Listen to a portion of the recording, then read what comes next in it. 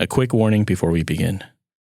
This episode deals directly with themes of child abuse, sexual assault, and severe trauma.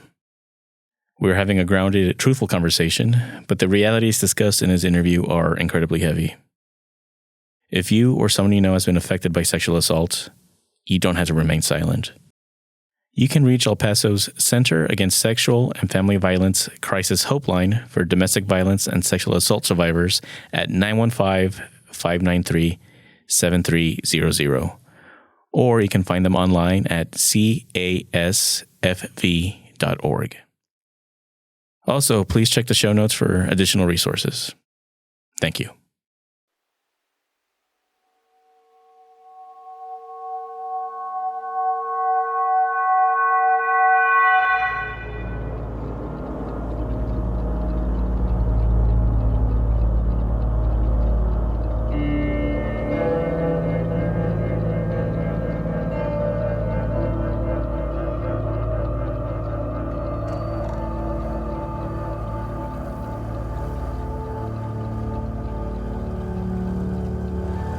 In the mid-1980s, California was haunted by a monster. For 17 long months, the citizens of Los Angeles lived in absolute fear as this phantom committed a string of horrific and seemingly random murders and assaults. When the dust finally settled, a man was caught and eventually convicted of 13 murders, 5 attempted murders, and 11 sexual assaults. The media called him the Night Stalker. His trial dominated the airwaves in the later half of the 1980s, gripping the country and cementing his face in the dark history of American true crime. But before the headlines, before the media circus that turned him into a dark celebrity, and long before the true crime machine repackaged his horrors into a cheap commodity, he was just a troubled kid from El Paso. And to a little girl named Rosie, he was simply Tio Richie. This episode is not about him.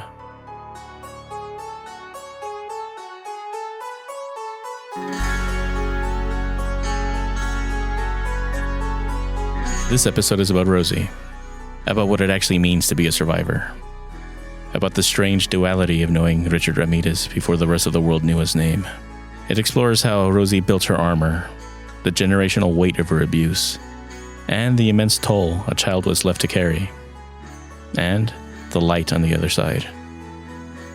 Today, I'm sitting down with Rosie Juarez to talk about her new memoir, His Niece, Love Always, Your Tio Richie, and the silence that followed, and how she broke decades of secrecy to document exactly what it took for her to step out of her armor and finally reclaim her story.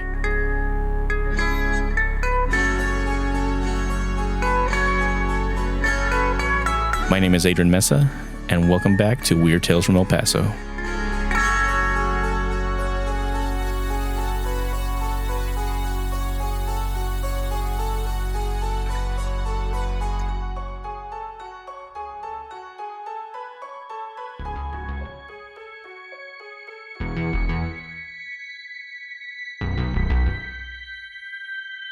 So thank you, Rosie, for taking the time out of your schedule to come out and chat with me today. Thank you for having me and for inviting me. So to start, I want to ask you about how early in your story you used this very vivid and incredible imagery of being forged by your environment. How your body learned to adapt before you even had words to describe what was going on around you, which is a reoccurring motif in your book. Silence wasn't a lack of noise, but a deliberate survival skill, a way to disappear. You even mentioned that darkness felt safe most of the time, not dangerous, which is like the flip for, I think, most children. So when you spend a lifetime treating silence as an armor, a wall that keeps you safe but also keeps you confined, can you describe what it's like to finally decide to make some noise, to not be quiet and be visible, especially coming from a background and family that didn't know how to name what happened or preferred to be blind? Speaking out at first is scary, very scary.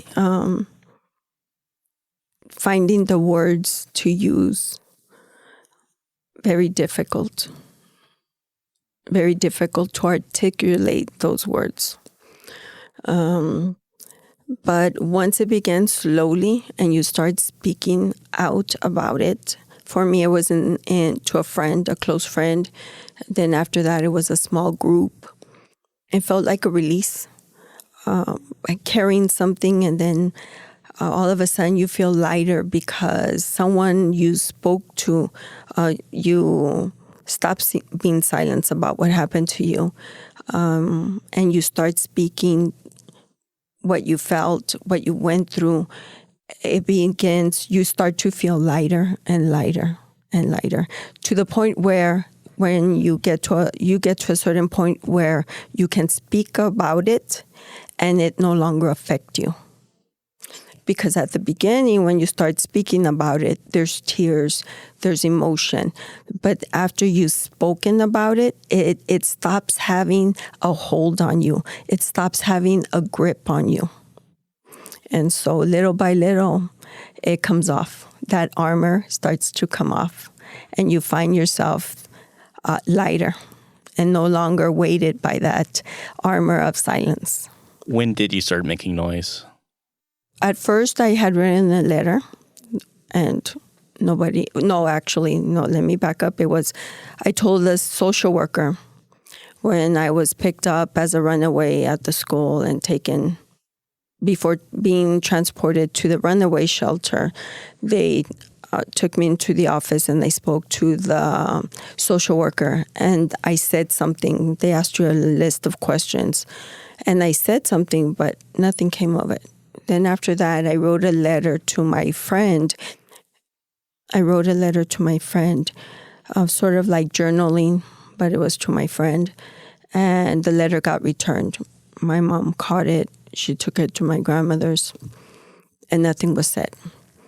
But really, when I really started speaking about it began in 1991 when I started going to church and started getting involved with women's small groups, meetings, and stuff like that. That's when I began to share a little bit about the physical abuse, mostly. But then in 1992, when I moved to Germany, there was this lady her name was Kathy Fithian, and she was a pastor's wife. And before pastoring in Germany, they had worked with foster kids. And so I opened up to her more about that. And that's where my healings began. So you would say you maybe found like a sense of community that allowed you to... And by that, slowly speaking out, it made a difference. So one of the more profound observations in your book is that the abuse itself wasn't the most confusing part, but rather it was the more ordinary moments of kindness and just human moments that you kind of lived through right alongside those. There are many examples of this with many people in your life, including your Tio. With him specifically, he provided some financial support during some rough times in your life with your kids. The now famous, I think, little story of him putting you on his shoulders at Disneyland so you could see the parade. There's this moment in your book where you're describing your Tio stirring Yoplait yogurt for you. That he made you taste it, you didn't like it, and he's like, hey, no, you got to mix it to make it good. And, he stirred it until the fruit turned it purple. Yeah. And after that, you liked it. This image of this man who's starting to do horrible, terrible things, stirring yogurt for a little girl, it's wild to me. It's really profound. Is it more difficult to heal when you have to reconcile, the monster with the person when he's doing something so kind and natural alongside everything else? I had to find a way to draw a line. And as a child, that's what I did.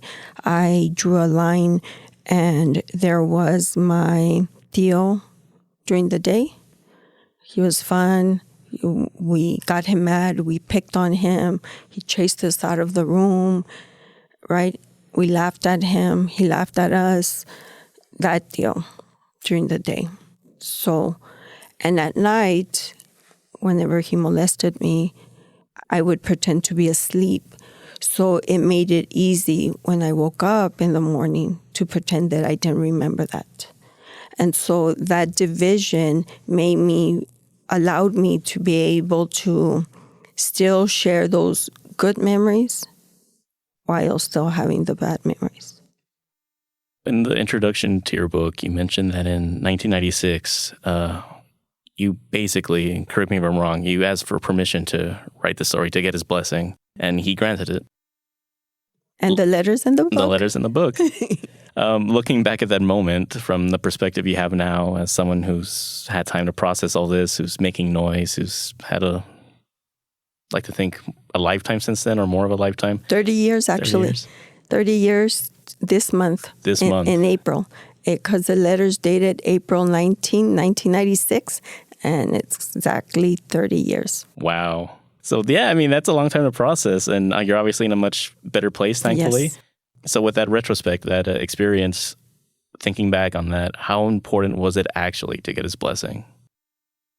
I really didn't think it was that important until now. Until now. Why? Because how are you going to write a book about that? How? Why? Look, he gave me his blessing. He said it was fine, so it's fine.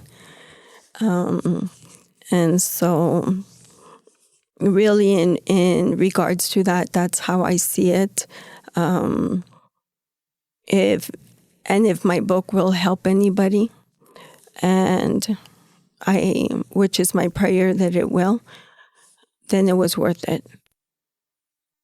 Okay, so kind of changing subject here real quick. Are you a fan of pop culture? Yes. Well, one of my favorite aspects of the book are the quotes that you start each chapter with.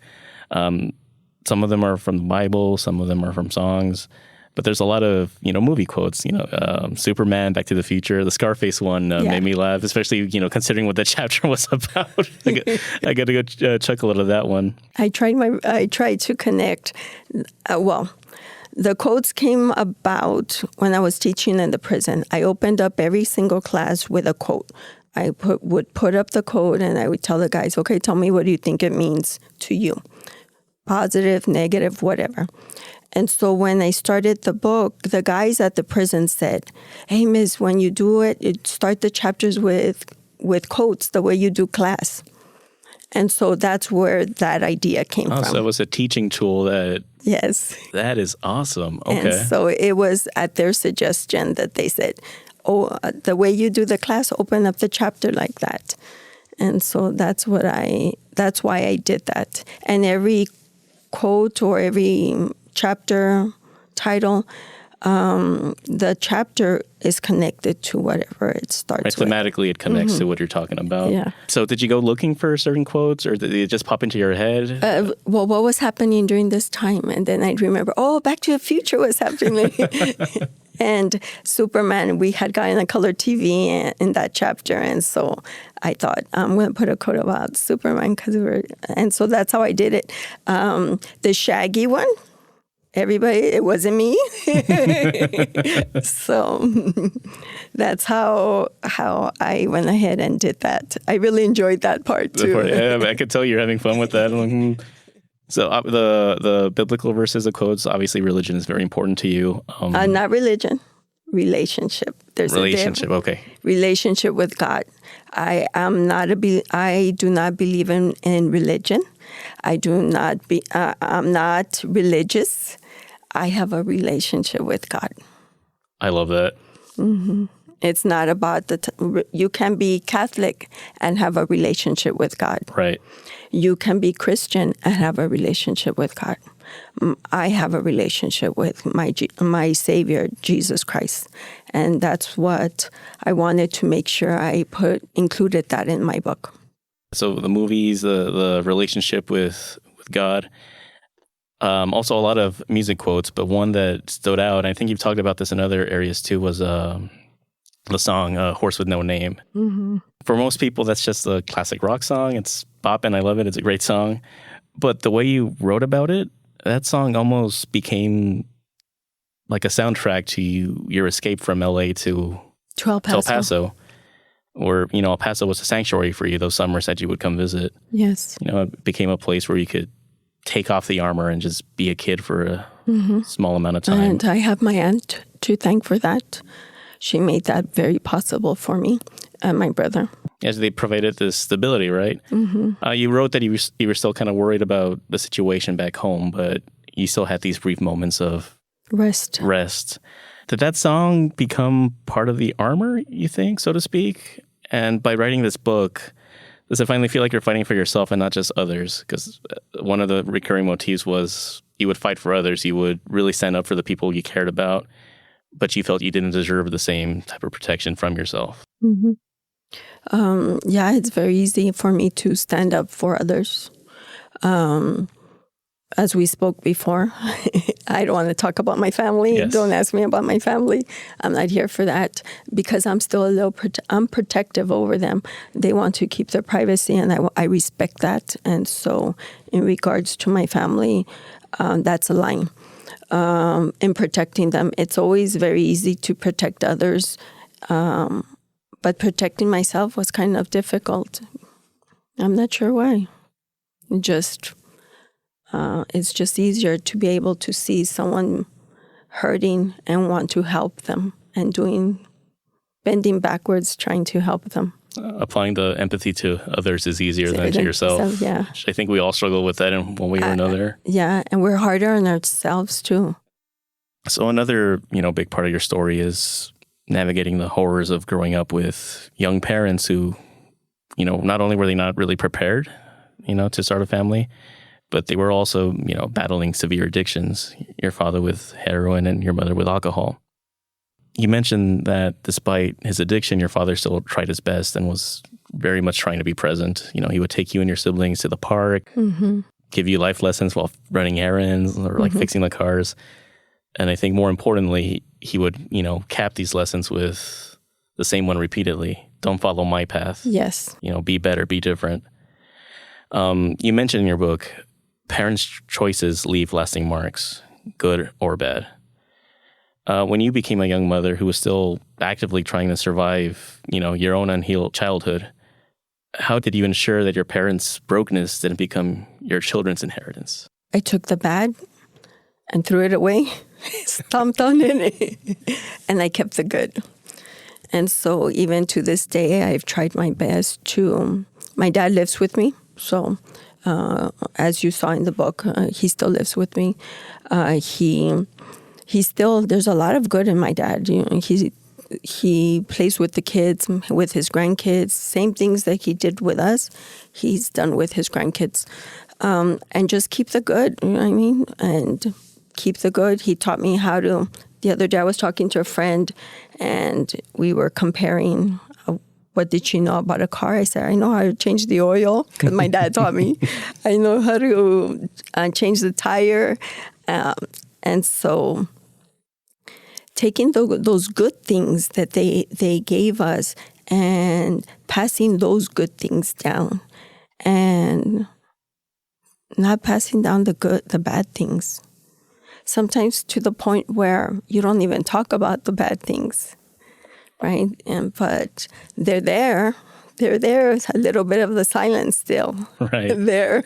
Well, first, I just want to say I'm glad. It sounds like your father's in a much better place these days. So I'm really, really happy for that. Thinking back on your childhood, do those bad moments just fade away a little bit, and you focus on the good? I focus on the good, and I say my parents did the best they could with the situation that they found themselves in. They were especially my mom, broken, and they were trying to raise us. Unfortunately, they were raising broken children too, unbeknownst to them. But the love still was able to be transmitted. And because of that, I think it made a difference in us. Because it's 3 of us and none of us have been to prison, jail. All 3 of us have good jobs, upstanding citizens. You guys broke the cycle. Yeah. That's amazing. So kind of changing topics here a little bit. Let me ask you first. How do you feel about quote unquote true crime? It has its good and it has its bad. And the bad, I feel like it glorifies a lot of these people that have committed horrific crimes. They get the fan mail, they get the groupies, this following, right? So in that part, I think it's bad. They become celebrities, Yes, basically. They do. And yet the victims stay in the background, never known, their names never remembered or anything like that. So in that part, it's kind of sad. On the flip side, I think it's important for us to know a little bit about how they got there. But I think not to focus on it so much. For me, when we saw the Netflix, that documentary, it brought vindication for me because of all the other children that were molested, which I didn't know about until we saw that documentary. We heard rumors of it, but we never saw anything concrete to say that, yeah, he was accused of that until we saw the documentary, and it brought vindication for me. And my dad, actually, we saw it together, and he was like, wow, I didn't know that, my dad said. And at that moment, after that, my dad said, I'm sorry, I believe you. Your father was your tio's older brother. Yes, the eldest. Mm-hmm. There's 10 years difference between them. So, yeah, context for that, I deeply, deeply dislike true crime for the same reasons. I think it glamorizes the worst kind of people. It erases the victim stories, the survivor stories, all in pursuit of selling mugs, T-shirts, magnets, tickets to locations. And, you know, I kind of see the irony of me saying that while recording this podcast with you right now. Yeah. You know, since this episode is tied to your tio's legacy and name, it's really easy for me to focus on, you know, tragic things that happened like 100 years ago and just call it dark history. It's very different to be dealing with something modern where the people are still dealing with the aftermath, where the victims are still struggling to put the pieces back together. Yeah. And I'm glad you brought up the Netflix series because that's how I feel about true crime. I couldn't finish it. I saw, I think, half of it. And I was like, this is bumming me out, essentially. But when you brought it up and you were watching it with your father and you got that vindication, it challenged my perceptions of true crimes. Like, because I felt like, oh, wow, this docuseries gave her something. Mm-hmm. So it accomplished something for a survivor in that sense. Yeah. But on the flip side, the true crime machine, right? And we'll call it that. The tourists, the souvenirs. Mm-hmm. Especially here in El Paso, where I think there's a slight communal claim to your tio because he was from El Paso. You know, you have some ghost tours, you know, that say things like, oh, he used to commit satanic rituals at Concordia Cemetery. You know, stuff that isn't true, but they say it to bring more people in. To make a buck. Throws in chills, right? Just to sell tickets. And sometimes they even add, oh, that's not actually true. But, you know, they completely they still say it just because that's what people want to hear. And they don't give context that, you know, your tio was trying to escape his own abusive situation. Mm-hmm. Or you have other people that brag about, oh, yeah, I had a tio, or I had a primo who knew him in high school. Or everybody knew him. Everybody knew him, right? It's like, oh, everybody saw him at one point, and they all say the same things. And then, you know, other people that brag about having exchanged letters with him. You know, you got the vindication from the Netflix series, but how do you process, you know, that side of it, especially locally, and, you know, just knowing, because that is your story, that is your family. Not everybody who says they know him knew him. Right. I'm not against them. I guess I'm not against them awareness that he's from El Paso or whatever. The exploitation, right? Making something out of nothing. That's what bothers me a lot. I ran into somebody in the book signing, and they said that they were a relative of him. and they lived in Socorro. I'm like, okay. And I'm like, I don't think so, but okay. And so there needs to be more, I don't know, something needs to be done in regards to the true crimes and all of that, the exploitation of that. I don't know what could be done to stop it, but there needs to be more responsibility, like the way you said about the cemetery, on how those stories are told. They should be more truthful. Because, like you said, his reasoning for going to sleep at the cemetery wasn't because of the satanic rituals. I don't think he was into all that at that time. That's what sells $1, unfortunately. Again, it's primarily the reason I don't, again, like true crime. How have the book signings been? They've been good. I am glad that to hear that some people that have purchased the book and already read it, a lot of people have connected with some of the thoughts that I put in there, the reflections I put in there, and it has given them words for their own pain and for their own suffering that they didn't know that they had. And so I'm grateful for that. I'm glad that one of the ladies told me kids being labeled bad kids, there's always a reason why they're behaving bad. And so she was glad that I had stated that in the book, that a lot of times it's just a symptom of something deeper. A bigger, deeper problem. Mm-hmm. Their own chola phases. Or yeah, the chola phases. Yeah. So you mentioned that one. Have you had any other like really meaningful interactions during this press tour, I guess we'll call it? I did meet a girl that our stories were very, very similar. And I'm hoping that I reached out to her and we have connected. And so I'm hoping that with time, it will bring her healing. That's amazing. Mm-hmm. Another lifelong battle you had that you struggled with was, just finishing your education and starting a career. From a young age, you talked about wanting to go to better schools or being involved. There was that heartbreaking chapter where you were at that cool school. I went to a magnet school. For like 2 weeks, I think? Yeah. It was I think it was 2 weeks that I went. And my dad was so happy that I was going there because it was in an affluent neighborhood, right? All right. You called it the rich kids school, I believe. Yeah, the rich kids school.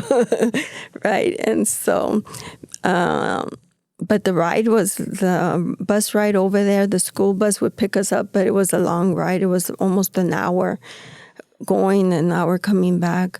And then the camera was a big deal for me. I didn't want to ask them for my parents to buy me the camera. All right. If it was for a class? It was a photography class that I had signed up for. And I had to have a 35 millimeter camera. Back then, it was a big deal. And so, and plus film, it was not a burden I wanted to put on my parents. So I told them that I didn't like the school, that they were racist. I wanted to go back. That they were racist, that's right. Another example of protecting those around you. Yeah. Yeah. Mm-hmm. But yeah, that started, I think, this journey where you kept coming across these obstacles and trying to better your education to... Yeah. Then I was going to go into the Army. Yeah, I was going to be all you could be in the Army. And then I got pregnant. Well, I mean, that's the whole point, right? You had all these, obstacles that just kept coming, be it, career focused, motherhood focused, infidelity, yeah. a lot of issues, even at UTEP, where you struggled with certain professors who were actively not supporting you, right? You had so many obstacles right to the end, but you got it. You completed your degree. You accomplished everything. And that was hard. The I slammed the door on him. Oh, really? Yeah, he walked out because I slammed the door when I left the room because he wanted me to bring that paper of that gentleman so he could reduce his grade. And I walked out of the room and I slammed the door. And he ran after me and said, "You can't slam the door like that." Well, I just did. Yeah, and then I started gathering my evidence and I went to the dean. And so, it turned out well. It turned out well because it wasn't just for me.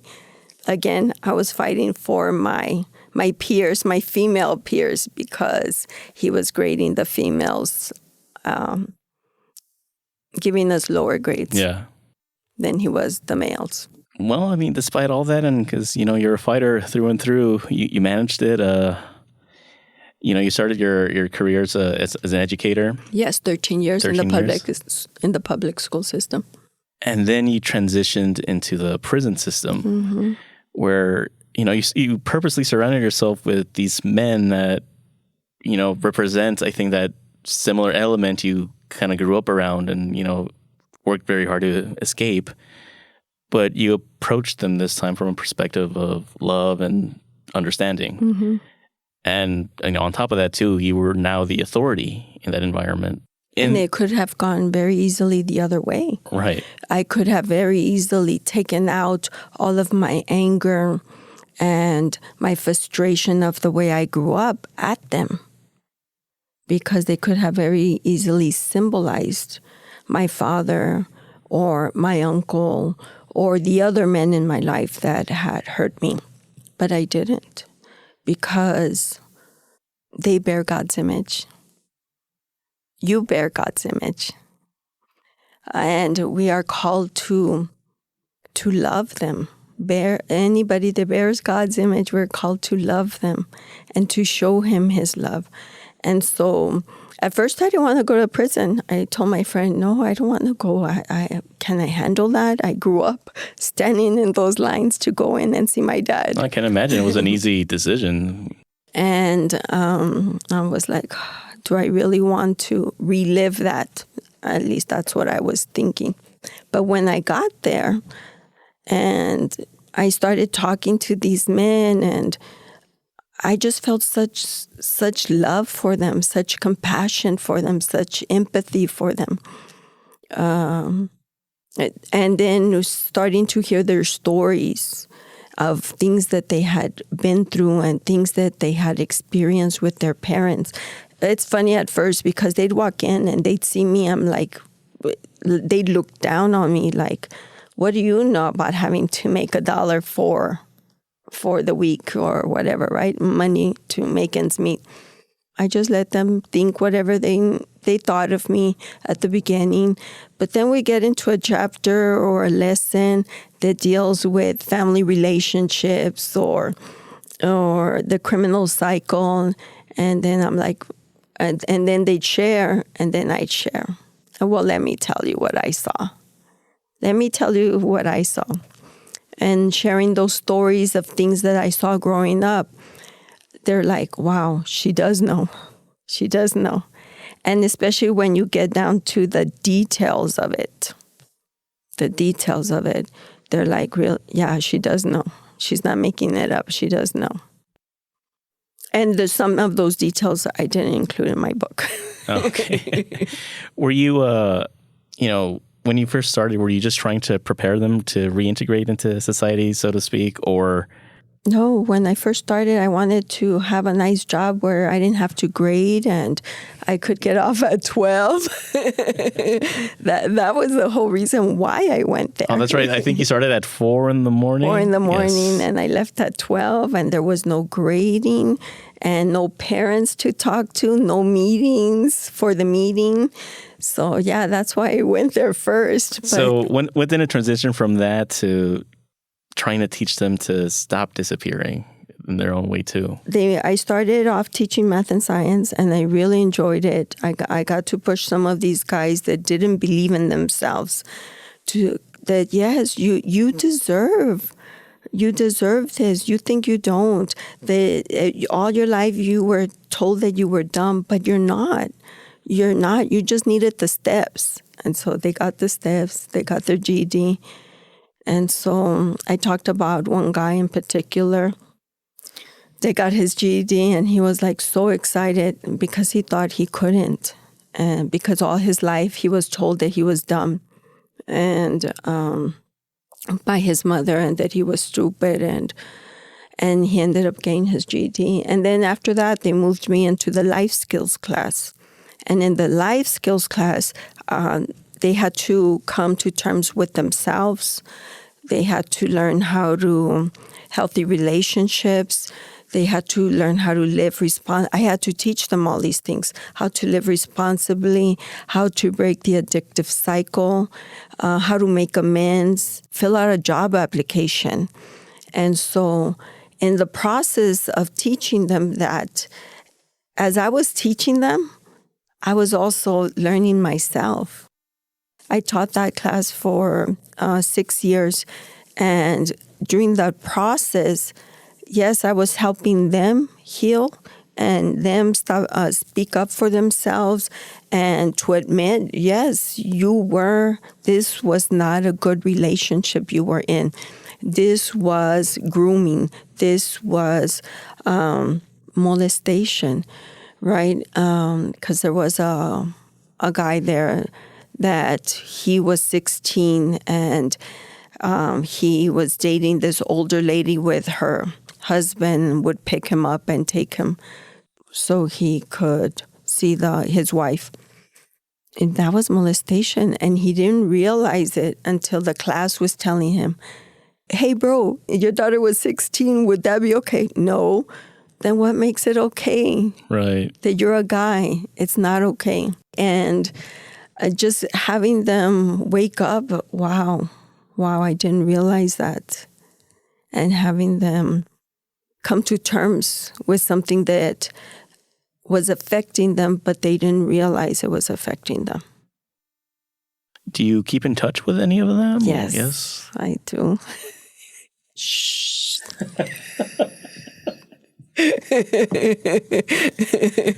Several of them came to my book signing, and so it was no kidding. Yeah, several of them came to my book signing, and so even one of them drove from out of town just to be here.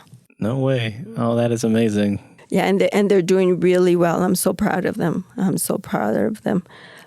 Some of their names are mentioned in the book, and some of those are the ones that showed up. And so I was really happy to see them and to see them doing so well.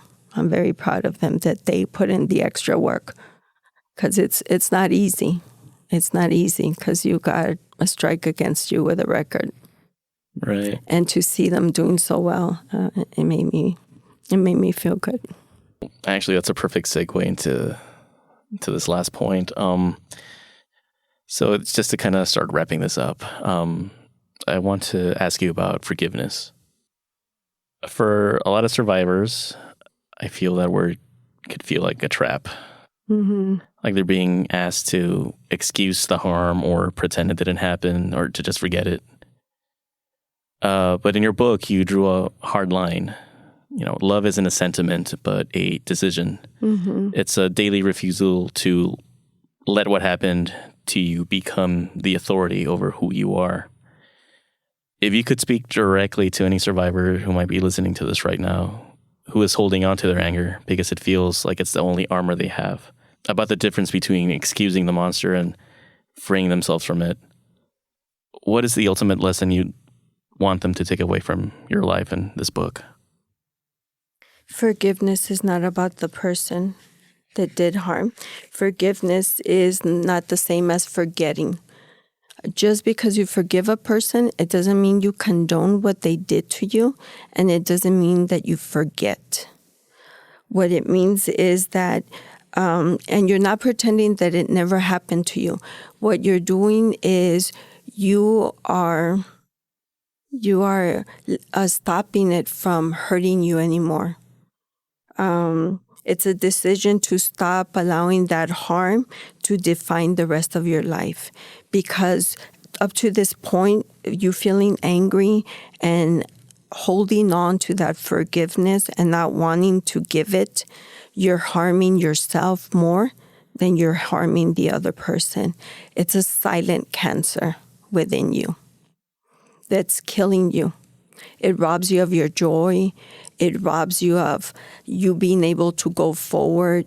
It robs you of relationships because you're holding on to that anger. As a believer, as a Christian, as a follower of God, I'm called to forgive because God forgave me. And as much of the stuff that I did, as you will read in the book, no shame there, it's all there. If God was able to forgive me, I have to be able to forgive someone else and see them through those eyes of love that God sees us. It's hard. I'm not going to say it's easy. It began small. Even I don't feel it. I forgive him. Again, tomorrow, I forgive him. And sometimes you have to say it over and over until it becomes a reality. Until you really say, yeah, I forgive that person. I forgave my uncle even before I told him, I forgave you. I had to. For my own sanity, I couldn't carry it anymore. And so I would tell anybody who's still holding on to that anger, today's the day. Today's the day you have to put it down. Today's the day that you have to put the anger down and pick up forgiveness. And forgive that person, but not for them, but for yourself. Forgiveness is something you give to yourself. Rosie, thank you. Before we, completely wrap this up, I want to give you the floor to say anything about this book, your life, your experience. I mean, maybe we haven't touched upon or... This book is not about my uncle. Right. I do want to make that clear. I want people to understand that this book isn't just about what happened to me. It's about survival, it's about truth, and it's about identity. You don't have to continue to be the victim. You can be the victor in this. With God's healing, God's love, you can overcome anything. Well, Rosie, thank you again for taking the time to chat with me, for the trust in speaking about your story and your life, and for turning your trauma into a tool to help others. The book is His Niece, Love Always, Your Tio Richie, and the Silence That Followed. And believe me when I say that we just barely scratched the surface of Rosie's story. So for anyone who's listening who wants to know more, please check the show notes for direct links to where you can pick up your own copy. And thank you again so much, Rosie. It was a privilege, and I don't take that lightly. Thank you for having me. Thank you.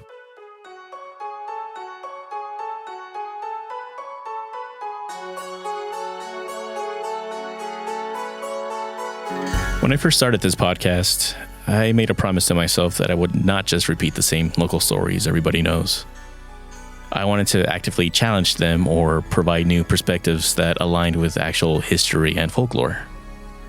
And that meant a hard rule against producing true crime episodes that only exist to deliver cheap thrills and morbid exploitation. Today, I'm thankful for the opportunity to do the exact opposite of that and have a meaningful conversation about healing and reclaiming voices. I hope this episode and Rosie's absolute truth reaches the right people at the right time. If her words help even one person realize they don't have to carry their trauma in silence, then this episode did exactly what it was meant to do. In the true crime legend of the Night Stalker, El Paso is just a footnote in his origin story. But for Rosie, this city was a sanctuary. Thank you as always for listening and joining me on these podcast adventures. And until next time, keep it weird, El Paso.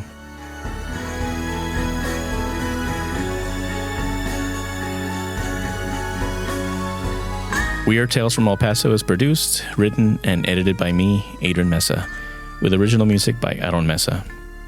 To stay updated on new episodes, you can follow me on Instagram at BlueLabPro or our Weird Tales from El Paso Facebook page.